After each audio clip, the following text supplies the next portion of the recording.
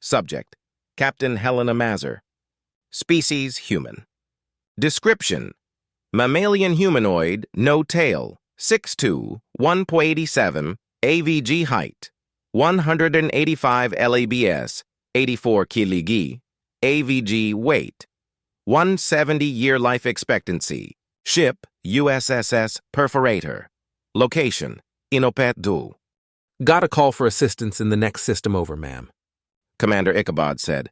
All right, we're just about done here. The USSS Sella, the carrier and her destroyers can take it from here. I replied. Silacimorpha, ma'am. Commander Venter said with a grin. It means shark. I glared at her playfully. Just get us ready to jump. A few of the bridge crew silently snickered as I sent a quick message to the USSS Silacimorpha to inform them of our departure. A bit of comic relief in the form of me forgetting whether the ho made a chew or a coo sound was fine by me. Some of the crew really needed the laugh, especially Ichabod. His divorce was finalized just before this whole mess started, and he hasn't been himself since. We had been on the quick response force for a month now, and that meant long shifts and plenty of fights with the OU. It's good for keeping your mind off of things, but it's terrible on one's mental health. Mostly the long shifts, the fights were pretty one-sided. Thankfully, in 3 more months, we get reassigned to U.S. space again. I've missed my leave dearly. I'd been flirting with a certain banker who's a real charmer. Tall, dark hair, and glimmering blue eyes awaited my return. Ready to jump, ma'am. Venter said. Weapons ready? I asked. Lieutenant Isenhar nodded, his mandibles clicking. Then let's go. One of my favorite things about being on a battleship is how little you notice the transition to warp. Barely even get a tingle. The science behind it is a bit beyond me, but the smaller the ship, the more you notice it. I seem to be especially sensitive to it, which made the beginning of my career hellish. Warping in a frigate made my skin feel like it wanted to crawl right off my body, and it made me nauseous as hell. As we entered warp, I checked the reinforcement request. The OU fleet in Inapet 1 consisted of 45 ships total, including 8 battleships. The Republic forces had 30 ships and were able to handle everything, except for the battleships, which is why they called for our help. Pop in, kill some battleships, and help with the cleanup. Exiting warp, Venter announced. Target the nearest battleship and let them know we're here. I commanded. Aye, aye! Isenhar chittered as he took to his task with glee. The Alomari weapons officer lives for this. He had been a weapons tech before joining the military, and he had enjoyed that job as well. The bigger the gun, the better the time. Not a completely unique sentiment among the Alomari, but his revelry in his tasks probably was. Isenhar had even put in a transfer to the USSS Nidhogg, but had red-flagged on the assessments. That's probably for the best. He had taken it pretty hard when he found out the Nidhogg had been fired for the first time outside of testing, and he missed it. It took half a second for the TAC map to update, and what it showed was grim. The Republic had lost nearly a quarter of their ships already, and the Omni-Union battleships were rapidly increasing their casualties. I watched as our targeting system highlighted the nearest one and gained a targeting solution. We fired our 2 Stern Max at it. Get us in the thick of it, Venter. There's no planets around this star, so we can go wild. I said with a grin. Aye, aye, ma'am. We entered and exited warp much closer to the OU ships, just as our projectiles rendered the first OU battleship inoperable by splitting it in thirds. I grinned as all the ships in the system seemed to lose track of what they had been doing. The sudden appearance of one of the deadliest ships in the galaxy tends to have that effect. Get us into a starboard spin and fire at will. I ordered. Death roll AI, Captain. Isenhar practically screamed with joy. Unlike frigates, destroyers, and even carriers, a battleship was built for the sole purpose of housing as many powerful weapons as physically possible. Weapons that were designed to destroy every type of ship that you could run into in a standard battle. Unfortunately for the OU, this includes other U.S. battleships, which have much better armor and shielding than their battleships do. Our magnetic acceleration cannons, lasers, chain guns, and missile launchers all began firing at once, decimating target after target. I condescendingly shook my head at the TAC map while watching enemy indicators disappear rapidly.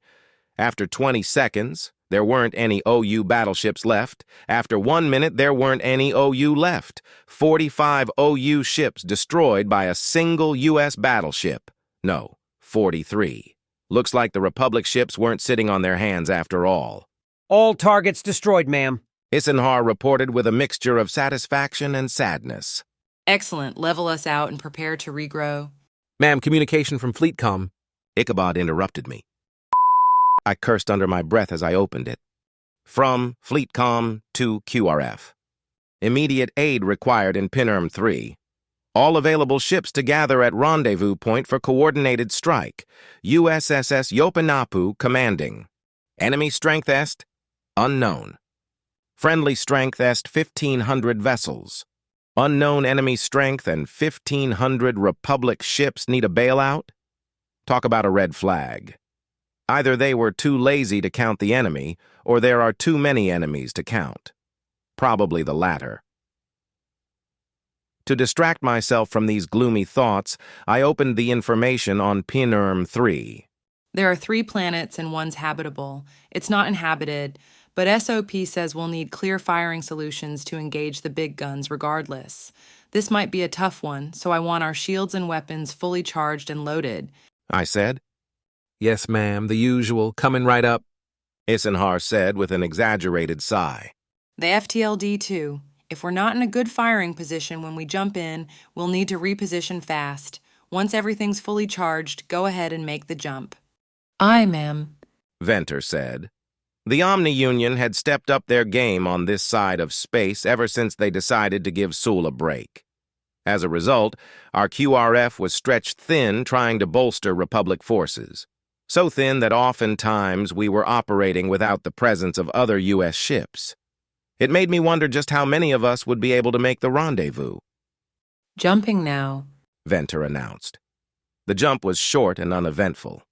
I caught Venter checking on me. She followed me through the ranks and is probably the only crew member other than the doctor in medbay who knows about my warp sensitivity. I grinned to ease her concerns as we exited warp. Admiral's on the horn, ma'am. Ichabod informed me. That was quick. Put them through. I replied as I stood. It's not like they can tell if I'm standing or not, but it makes me feel more confident to do so. The comms gave their usual beep to let me know the line was live. Captain Helsna Mazer of the USSS Perforator reporting as ordered. I said. Good on you, Captain. Rear Admiral Newsom here. Form up and wait for further orders. A heavy Austracana accent said over the comms. Rear Admiral Newsom is something of a legend in the fleet. He loved being a captain and refused several promotions before command finally got fed up with it. The tale says that he agreed to be a rear admiral if he didn't have to get another promotion and was still able to command a ship, in addition to whatever other command he was given. Regardless of how accurate that is, he's a fairly competent commander, and it's an honor to work with him. However, Sir, what's the tactical situation? We're too far out for scans, and I don't have any intel. I said, We don't have scouts at the moment, Captain, and we gotta get moving. If it's too heavy, we'll jump out, but I want every single one of ours to down at least one of theirs before we do. Understood, sir. Forming up now. I replied. The comm went silent, and I nodded at Venter. She got us on course as I sat back down. I looked over our tactical situation once again. This system is at the center of our separated forces, which will let them all get to the rendezvous in a timely manner. 80 of our ships had already arrived, and we were waiting for an additional 10 before jumping. Only 90 ships, but hopefully it will be enough. Jump in, assess the situation, jump out if necessary. It's risky and definitely a move we wouldn't make against the insurrection, but against the OU it'll work. This is the fastest and most efficient way of rescuing any surviving Republic forces, assuming they can be rescued. Still, I have a knot in my stomach that I can't quite explain. Something's wrong here. Preparing to jump, ma'am. Venter said as the last of our ships formed up. Understood, Commander. I want an immediate scan, Ichabod, and then I want us in a position of advantage. Isenhar, you're clear to use the smaller guns until we're in a good position. I ordered. Aye, aye, ma'am, the crew replied. We entered and exited warp a moment later, the TAC map updating to show a whole lot of red indicators. My blood pressure spiked a bit at the sheer number of the enemy. Found a spot? Ichabod shouted. Getting us there! Venter replied. Isenhar simply cackled as he began firing at the contacts. Once we entered warp, I took an extra moment to study the TAC map. I sighed as I realized there's probably too many for our forces to take out on our own.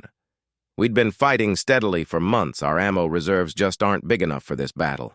The OU's biggest clusters were orbiting the planets, with the largest cluster orbiting the fourth planet. No green indicators. Shit. We're too late. The Republic's forces have already been wiped out, In position. Venter said as we exited warp.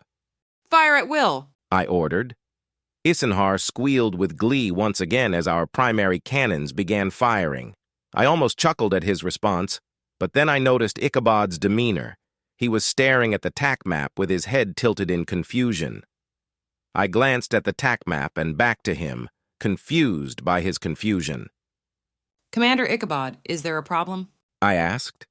He turned to look at me, and his face matched his demeanor. Captain, aren't there only supposed to be 3 planets?